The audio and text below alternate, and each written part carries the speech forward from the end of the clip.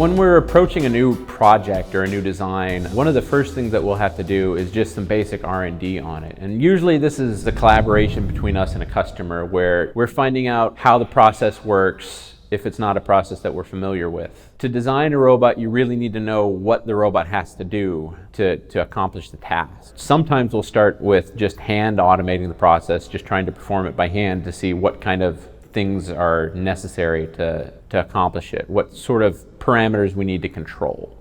And then once we know what parameters we need to control and how precisely we need to control them, we can start moving on to some of the design process. Sometimes we'll go with another further refinement step where we'll just attach a tool or attach a part to the end of a robot that we have in-house. It's not necessarily the best robot for the job, but it's something that we can start playing around with the automation, playing around with the motion to see what is necessary to accomplish the task. Once we know the workspace and the loads that we're going to be working with, the different kind of motions that are going to be required, we can start designing the mechanical aspects of the project.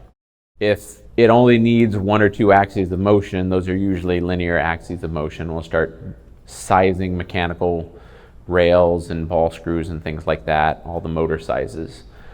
Sometimes it's a more complicated motion and we'll need to start looking at the ways to design it to get approach angles and orient things correctly. With the mechanical design, there's electrical design. We need to know what kind of robot we're going to be using, what kind of controls we're going to be needing. Sometimes it's really simple point-to-point controls. Sometimes we need more complicated coordinated motion control. So we'll pick a more complicated controller for a more complicated task. We'll pick a simpler, cheaper controller for a simpler task. If we think the task merits a full articulated arm, even then there's a level of mechanical design that's involved. Articulated arms only have so much workspace that they can work in, so we need to make sure that we pick an appropriately sized robot with the correct size of workspace and the correct payload. And then we need to make sure that even then we position the robot correctly. If the robot needs to position the tool somewhere closer to it than it can actually reach, then that's a bad design. If it has to reach so far out that it bends in a bad angle and can't accurately make the motion, then that's a bad design. So once you have the mechanical design and all the drawings made and everything like that, there's still the whole fabrication process that you have to go through. And it's very important for the final functioning of the system. You need a very precise robot, you need very precise fabrication of the robot. We'll usually go through a couple of steps. The parts will be broken down into parts that are straight machining parts, just made out of billets or plate or something like that. And then we'll have other parts that they're larger parts, so we'll need to fabricate them first. That'll be anything from plasma cutting parts and chopping things to length, then assembling them, making sure we have nice quality welds to hold everything together. And then usually after that, it'll go to post-fabrication machining on one of our large machines to get the precision surfaces that we need after it's been roughly fabricated.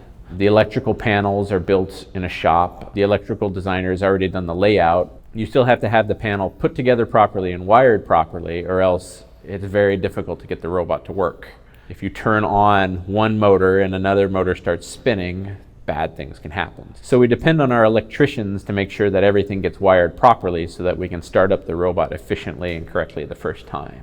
Once everything's together mechanically and electrically, then we come to the commissioning and the software programming and development on the robot. Some of the software we can do offline in parallel, but there's nothing like actually having the robot together and doing the motion on the robot. Sometimes it's hard to envision exactly how a tool is going to be moving in space, even when you're doing a simulation, because you get it in the actual design, in the actual physical system, and you'll notice that cables start binding up and you'll need to approach things a different way. Sometimes we'll even have to go back and revise things after that because said cables are getting in the way of things and we really need a cable routing mechanism or something like that. Sometimes the mechanical design just isn't capable of enough force or enough precision, and we'll have to start replacing a couple of components. We try to avoid that as much as possible, but once you get to the actual live working of the machine, you just start discovering things. So at the end, all of the mechanical design, electrical design, all the fabrication and machining and electrical work has to come together to solve the actual problem that a client has.